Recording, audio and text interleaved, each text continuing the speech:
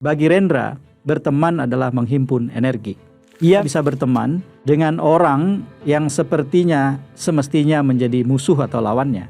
Jenderal Wiranto, tentara, dan Rendra adalah pengkritik tentara yang sangat keras. Tetapi dalam banyak kesempatan, mereka berteman dengan cara saling mengirimkan energi. Suatu hari saya bertanya ke Rendra tentang makna silaturahim. Rendra kemudian membuat definisi yang menurut saya luar biasa dahsyat. Kata Rendra, ketika sejumlah orang datang berkumpul, membawa energi mereka yang sangat terbatas, sedang dihantam banyak masalah, mereka ikut berhimpun dalam pertemuan itu. Tetapi sesungguhnya ketika pertemuan terjadilah transfer energi tanpa disadari. Maka setiap orang pulang bubar dari perkumpulan itu dengan membawa energi yang sudah berlipat-lipat.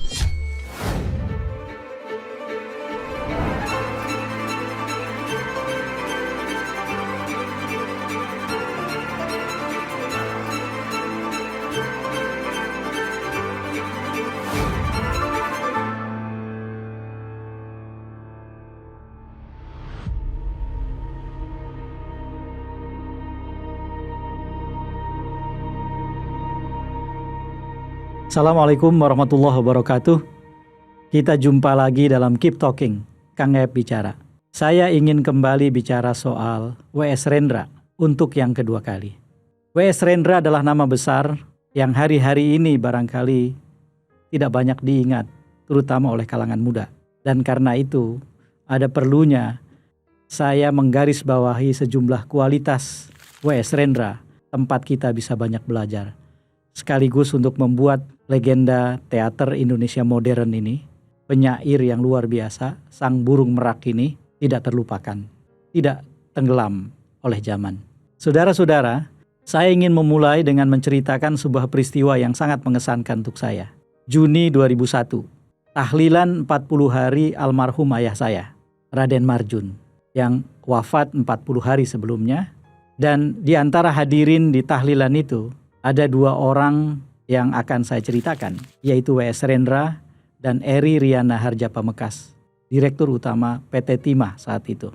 Saya sudah tahu bahwa selepas tahlilan, pasti akan terjadi sesuatu yang berkaitan dengan Mas Willy dan Kang Eri. Dan benar saja, setelah tahlilan usai, Rendra beringsut mendekat ke depan Kang Eri dan langsung menegur dengan suaranya yang khas dan keras. Jadi ini yang namanya Eri Riana Harjapamekas, Dirut PT Timah. Dan saya sudah tahu kelanjutannya. Rendra adalah salah seorang yang amat sangat geram, bukan hanya marah, dengan pengerusakan lingkungan yang menjadi dampak dari pertambangan timah yang dilakukan oleh PT Timah. Jaringan Rendra di sekitar PT Timah di Bangka Belitung banyak sekali menceritakan tentang kerusakan itu, dan Rendra berkali-kali datang ke tempat itu untuk menyaksikan sendiri. Dalam berbagai pembicaraan dengan saya, Rendra berulang-ulang menyatakan kegeramannya akan pengerusakan lingkungan yang luar biasa itu. Karena itulah saya sudah menduga akan terjadi sesuatu. Rendra menegur keras Kang Eri dan mengatakan bahwa saudara yang sangat bertanggung jawab atas kesengsaraan rakyat di sekitar tempat di mana saudara memimpin perusahaan itu. Saudara, itulah cara Rendra untuk berteman. Rendra hanya bisa berteman secara personal, dalam pengertian dia punya ikatan emosional, bukan hanya sekedar ikatan biasa dengan siapapun yang hendak dia ajak sebagai teman. Karena itu bagi Rendra, teman harus berupa buku yang terbuka. Rendra sendiri menjadikan dirinya buku yang terbuka. Semua hal harus saling diketahui, tidak ada topeng, tidak ada kepalsuan, tidak ada basa-basi. Itulah Rendra. Dan kemudian terjadilah hubungan antara Mas Willy dengan Kang Eri. Dalam hubungan itulah Rendra mendapatkan penjelasan tentang hal-hal baik yang dilakukan oleh Eri Riana Harjapamekas dan pendahulu sebelumnya yang memimpin PT Timah dengan cara berbeda. Dan untuk hal-hal baik itu, Rendra mengapresiasinya. Tentu saja Rendra tetap menganggap bahwa PT Timah dan Eri Riana harus bertanggung jawab atas kerusakan lingkungan yang terjadi karena pertambangan itu. Yang ingin saya garis bawahi adalah Rendra berteman dengan cara selalu seperti itu. Ia akan merasa betah ketika temannya adalah orang yang dia faham sepenuhnya, dan sebaliknya orang itu faham Rendra sepenuhnya. Rendra tak pernah berteman dengan cara basa-basi yang penuh kepalsuan. Dan ini yang membuat kemudian perdebatan di antara teman itu sangat mungkin untuk terjadi. Perbedaan sikap sangat mungkin untuk terjadi.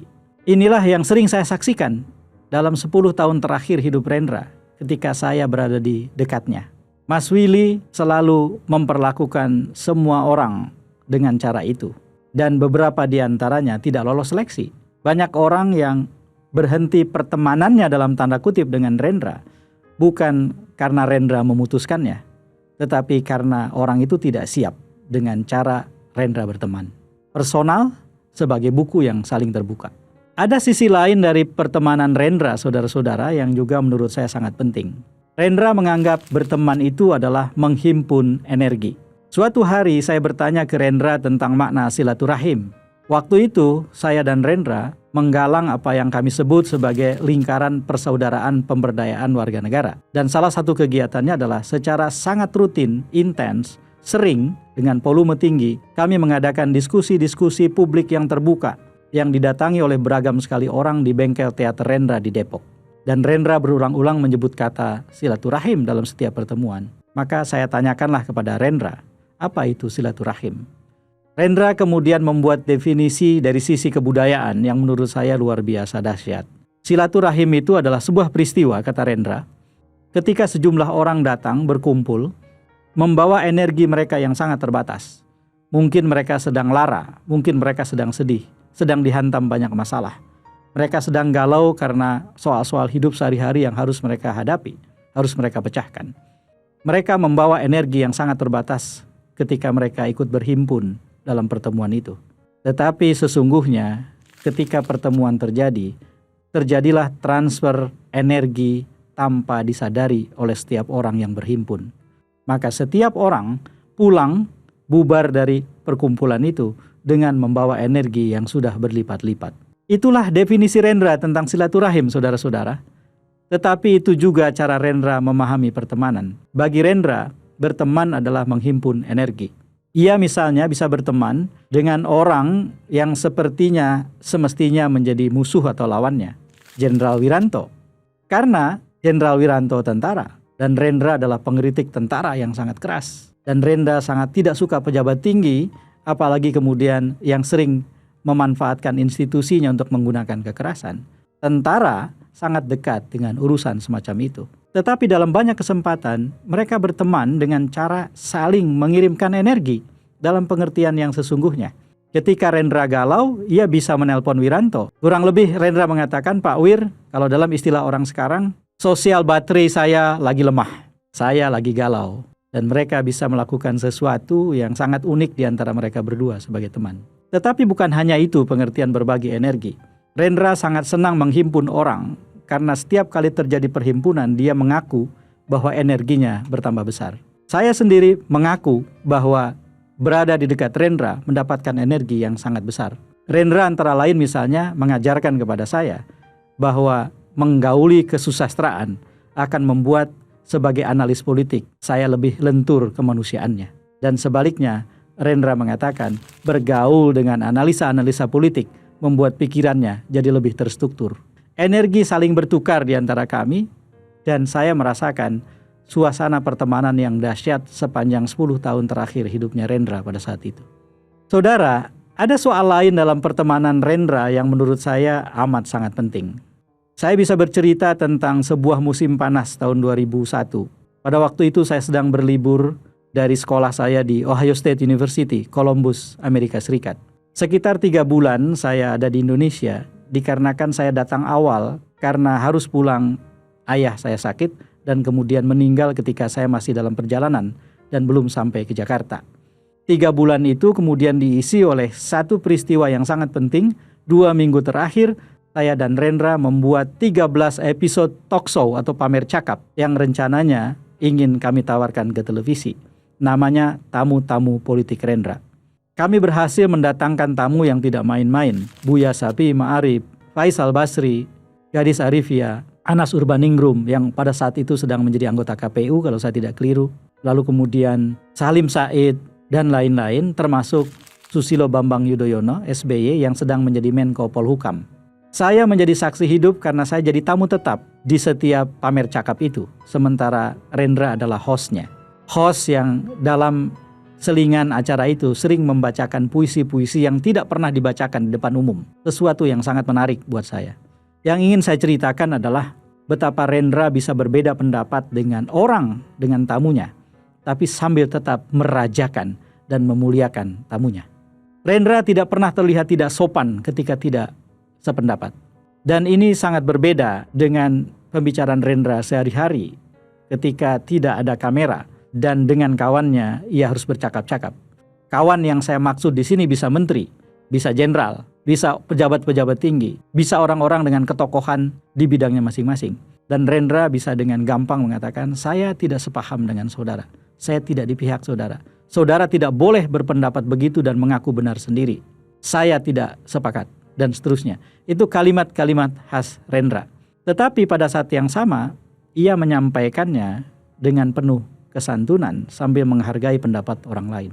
Bagi saya, ini ciri lain dari pertemanan Rendra yang sangat penting. Dia berteman tidak menjadi jagoan, tetapi berteman menjadi kesatria. Dia mengakui bahwa kebenaran itu bisa ada di pihak yang lain. Dia mengakui bahwa argumen yang lebih berkualitas bisa ada di pihak yang lain dan bukan pada dirinya. Tetapi dengan sikapnya yang terbangun kokoh, Rendra bertahan pada pendapatnya jika harus bertahan dan menyerang tidak dengan cara agresif yang mempermalukan orang. Ada kalanya ia memang terlihat agresif, tetapi itu berkait dengan soal yang sangat prinsip. Saya ambilkan contoh. Suatu hari, sahabat sekaligus muridnya Rendra, Slamet Gundono, Tang Dalang Embeling, yang terkenal dengan wayang suketnya, hendak membuat pertunjukan wayang suket di sebuah stasiun TV yang akan disiarkan di stasiun TV itu. Setting sudah disusun dan semua orang akan duduk di bawah, tidak ada kursi. Semua diperlakukan sama, egaliter. Karena memang suasana pertunjukan wayang suket semestinya seperti itu. Sebelum pengambilan gambar, sebelum tapping, Rendra datang ke studio tempat acara itu akan berlangsung. Dan dia lihat banyak kursi. Rendra bertanya, kenapa ada kursi? Lalu kemudian pihak produksi dari stasiun TV bercerita bahwa ada beberapa menteri yang akan datang. Dan protokolnya meminta agar para menteri itu duduk di atas kursi. Tanpa babi bu, Rendra dengan ekspresi marah dengan suara menggelegar mengambil kursi-kursi itu dan melemparkannya. Ini benar-benar melemparkan, bukan saya lebay-lebaykan. Dia ambil kursi, dia lemparkan ke dinding, membuat semua orang takut. Dan dia bilang, suruh menteri itu menghadap saya. Kalau dia tidak mau duduk di bawah, jangan datang ke acara ini. Dan akhirnya semua kursi disingkirkan. Itu adalah cara Rendra untuk mengekspresikan sikapnya yang sangat tegas soal egalitarianisme, soal kesetaraan, dan tidak boleh ada orang yang merasa lebih tinggi dari yang lain, apalagi dalam kegiatan kebudayaan dan kesenian. Saudara-saudara, saya perlu menceritakan ini di tengah hari-hari kita yang dipenuhi oleh kebutuhan perlawanan. Kadang-kadang kita harus melawan orang yang sesungguhnya teman, dan perlawanan kita tidak mengubah hubungan itu. Kita harus tegas mengatakan tidak untuk sesuatu yang tidak kita setujui, apalagi berbasis prinsip yang sangat tegas dan mendasar yang kita punya. Apalagi kalau kita lihat bahwa orang yang kita kenal baik itu melakukan sesuatu yang semestinya, yang selayaknya tidak ia lakukan. Misalnya menyelewengkan kekuasaannya. Teman adalah teman, tetapi perlawanan tetap harus dilakukan. Dan Rendra mencontohkan bahwa perlawanan itu dengan cara kesatria dan bukan dengan cara jagoan. Tentu saja segala sesuatu ada batasnya. Ada kalanya kita sesekali harus melempar kursi. Artinya kemarahan yang meluap itu juga kemarahan yang normal saja. Kesatria bisa melempar kursi. Jangan salah bahwa orang-orang yang kesatria tidak bisa marah dengan meledak-ledak. Tentu saja tergantung skala objek yang harus jadi sumber kemarahannya. Itulah saudara yang ingin saya ceritakan. Rendra yang mengajari kita tentang bagaimana tetap berkawan sambil melawan. Saya Ayub Saifullah Fatah, wallahul muwafiq ila aqwamit thoriq. Wassalamualaikum warahmatullahi wabarakatuh.